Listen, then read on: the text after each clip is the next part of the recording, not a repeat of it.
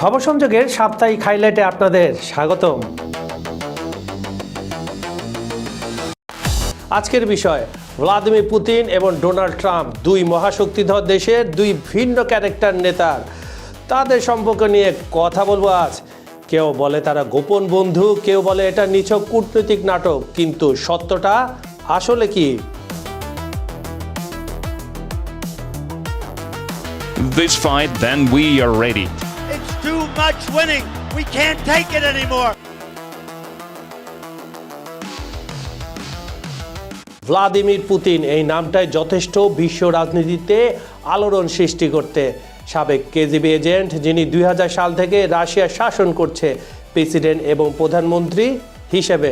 তার শাসনকালে রাশিয়া আবার পরাশক্তি হিসেবে উঠে দাঁড়িয়েছে। ক্রিমিয়া দখল, সিরিয়ায় হস্তক্ষেপ, ইউক্রেন যুদ্ধ, পুতিনের সাহস বা বিতর্কিত পদক্ষেপগুলো সারা বিশ্বকে নাড়িয়ে দিয়েছে। আর পশ্চিমা মিডিয়ায় তাকে ভিলেন হিসাবে দেখানো হলেও রাশিয়ায় তিনি শক্তিশালী নেতা হিসাবে অত্যন্ত জনপ্রিয়। আর এদিকে ডোনাল্ড ট্রাম্প, আমেরিকার অপ্রচলিত প্রেসিডেন্ট। ডোনাল্ড ট্রাম্প অপ্রচলিত কেন বললাম আমি কিছুক্ষণ পরে আপনাদের বলছি। বিলিয়নিয়ার, রিয়েলিটি টিভি স্টার এবং মার্কিন যুক্তরাষ্ট্রের 45তম প্রেসিডেন্ট।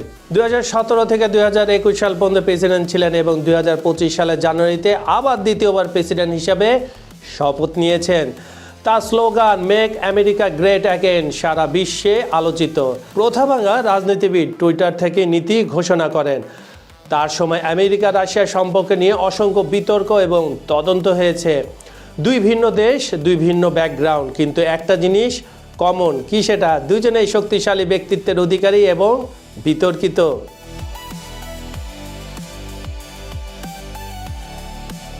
2015 থেকে 2016 প্রথম স্ফুলিঙ্গ। ট্রাম্প যখন 2016 সালের নির্বাচনে প্রার্থী, তখন থেকেই এই সম্পর্কটা শুরু। ট্রাম্প বলেছিলেন পুতিন একজন শক্তিশালী নেতা, তার সাথে সম্পর্ক উন্নয়ন করা আমেরিকার জন্য ভালো হবে। এই মন্তব্য আমেরিকার রাজনীতিতে বোমার মতো ফাটলো, কারণ সেই সময় রাশিয়া আমেরিকার সম্পর্ক একদম তলানিতে। পুতিনের প্রতিক্রিয়া ছিল তিনি ট্রাম্পকে প্রতিভাবান এবং রঙিন ব্যক্তিত্ব বলে প্রশংসা করেছিলেন। 2016 সালের নির্বাচন, রাশিয়ান হস্তক্ষেপের অভিযোগ। ট্রাম্পের জয়ের পর শুরু হলো ঝড়। আমেরিকান গোয়েন্দা সংস্থাগুলো দাবি করলো রাশিয়ার নির্বাচনে হস্তক্ষেপ করেছে ট্রাম্পকে জিতিয়ে দিতে। সোশ্যাল মিডিয়ায় ভুয়া খবর ছড়ানো, হিলারি ক্লিনটনের ইমেল হ্যাক, সব দোষ গেল রাশিয়ার ঘাড়ে। এরপর রাশিয়া গেট স্ক্যান্ডাল ট্রাম্পের পুরো প্রেসিডেন্সি জুড়ে ছায়ার মতো ছিল প্রথম দফায়, কিন্তু প্রমাণ, রবার্ট মুলারের দীর্ঘ তদন্তে ট্রাম্প রাশিয়ার যোগ সাজছে সরাসরি প্রমাণ পাওয়া যায়নি, তবে রাশিয়ান হস্তক্ষেপের প্রমাণ পাওয়া গিয়েছিল।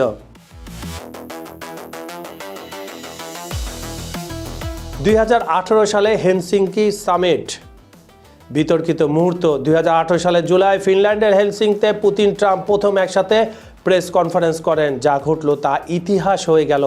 সাংবাদিক জিজ্ঞেস করলেন, আপনি কি বিশ্বাস করেন আপনার গোয়েন্দা সংস্থাকে নাকি পুতিনকে?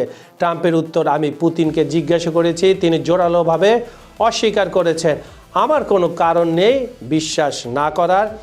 এই মন্তব্যে আমেরিকায় রাজনৈতিক ঝড় উঠল, এমনকি রিপাবলিকানরাও ট্রাম্পের সমালোচনা করলেন।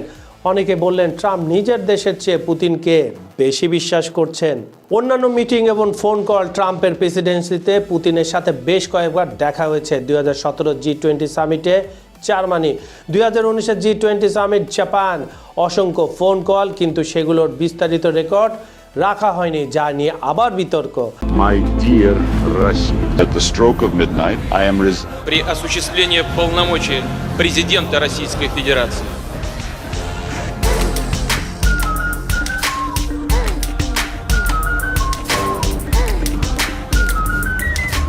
মনে আছে 2000 সালে একজন অখ্যাত কেজিবি অফিসার ক্রেমলিনে ঢুকেছিলেন। আর 26 বছর পর তিনি হয়তো পৃথিবীর সবচেয়ে ক্ষমতাশালী মানুষ। কেউ বলেন তিনি রাশিয়ার ত্রাণকর্তা, কেউ বলেন তিনি একনায়ক, কিন্তু সত্যিটা কি?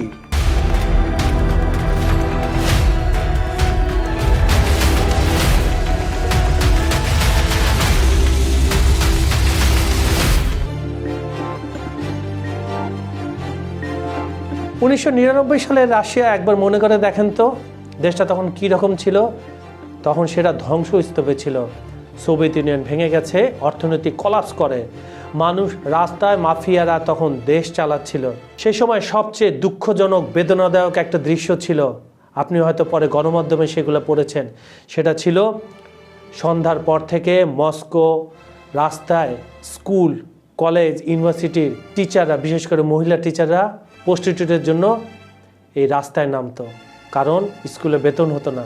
তারা সেভাবে সেই দৃশ্যগুলো তখন অবলোকন করেছিল, কে জানেন? এই পুতিন। ইয়ালসিনের শাসন আমলে দুর্নীতি ছিল আকাশ ছোঁয়া।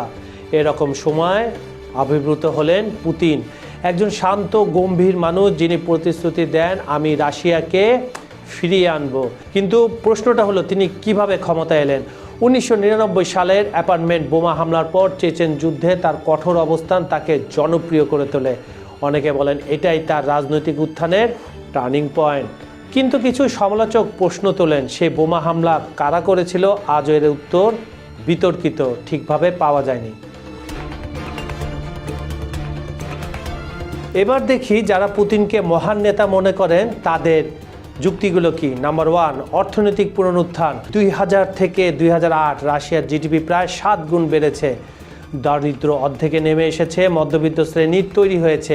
তেল ও গ্যাসের দাম বৃদ্ধির সুবিধা নিয়ে তিনি অর্থনীতি স্থিতিশীল করেছেন। নাম্বার 2, শৃঙ্খলা ও স্থিতিশীলতা। 90-এর দশকের কাওয়াস শেষ হয়েছে, অলিগার্করা যারা দেশ লুট করছিল তাদের নিয়ন্ত্রণে আনা হয়েছে, রাস্তায় নিরাপত্তা ফিরেছে। নাম্বার 3, জাতীয় গর্ব পুনরুদ্ধার। সোভিয়েত পতনের পর রাশিয়ানরা অপমানিত বোধ করত, পুতিন তাদের আবার গর্বিত করেছেন। 2014 সালে ক্রিমিয়া দখলের পর তার জনপ্রিয়তা 88% ছুঁয়েছিল। নাম্বার 4, পশ্চিমা আগ্রাসনের বিরুদ্ধে প্রতিরোধ। সমর্থকরা বলেন ন্যাটোর সম্প্রসারণ রাশিয়ার নিরাপত্তার জন্য হুমকি, পুতিন শুধু নিজের দেশকে রক্ষা করছেন। অনেক রাশিয়ানরা বিশ্বাস করেন পুতিন না থাকলে রাশিয়া আবার 90-এর দশকে ফিরে যাবে।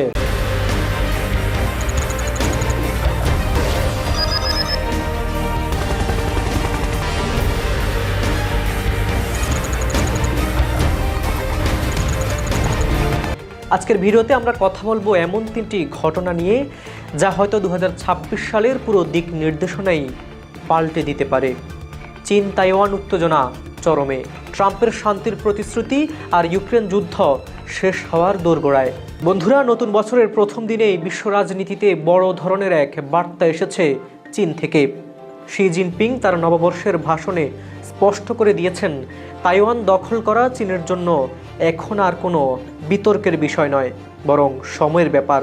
তার কথায় আমাদের মাতৃভূমির পুনর্মিলন অপ্রতিরোধ্য, সামরিক মহড়ার ভয়াবহতা। এই ভাষণের ঠিক একদিন আগে কি হয়েছে জানেন? চীন জাস্টিন মিশন 2025 নামে এক বিশাল সামরিক মহড়া চালিয়েছে তাইওয়ানের চারপাশে। মাত্র 2 দিনে 200টি যুদ্ধবিমান, 27টি ক্ষেপণাস্ত্র আর তাইওয়ানের মূল বন্দরগুলোর অবরোধের মহড়া। এটি কোনো সাধারণ মহড়া ছিল না বন্ধুরা, এটি ছিল একটি পূর্ণাঙ্গ আক্রমণের রিহার্সাল। এখন প্রশ্ন হলো, কেন এখন এত তাড়াহুড়ো? উত্তরটা লুকিয়ে আছে আমেরিকার সাম্প্রতিক একটি সিদ্ধান্তে। যুক্তরাষ্ট্র তাইওয়ানের জন্য রেকর্ড $11 বিলিয়ন অস্ত্র অনুমোদন দিয়েছে। চীন এটিকে নিয়েছে সরাসরি চ্যালেঞ্জ হিসেবে, আর তাই এই সামরিক মহড়া তৈরি হয়েছে। যুক্তরাজ্য, জাপান, অস্ট্রেলিয়া, ইইউ সবাই নিন্দা করেছে চীনের এই পদক্ষেপের, কিন্তু চীন পাত্তা দিচ্ছে না, বরং তারা বলছে তারা তাইওয়ানকে সমর্থন করছে, তারাই শান্তির জন্য হুমকি, উল্টো দোষারোপ। ক্লাসিক কৌশল, তাই না? এবার আসি ট্রাম্পের কথায়। নতুন বছরে তার সংকল্প কি জানেন? পৃথিবীতে শান্তি প্রতিষ্ঠা করা। শুনতে খুব ভালো লাগছে, তাই না? কিন্তু বাস্তবতা কতটা জটিল সেটা বোঝার জন্য আমাদের একটু গভীরে যেতে হবে। প্রশ্নের উত্তর নেই। সাংবাদিকরা ট্রাম্পকে জিজ্ঞেস করেছিলেন ভেনেজুয়েলায় সিআইএর ভূমিকা কি, ইউক্রেনে কি আমেরিকার সেনা পাঠাবেন? ট্রাম্পের উত্তর শুধুই হাসি আর ধন্যবাদ। এই নীরবতা কি বার্তা দিচ্ছে বন্ধুরা?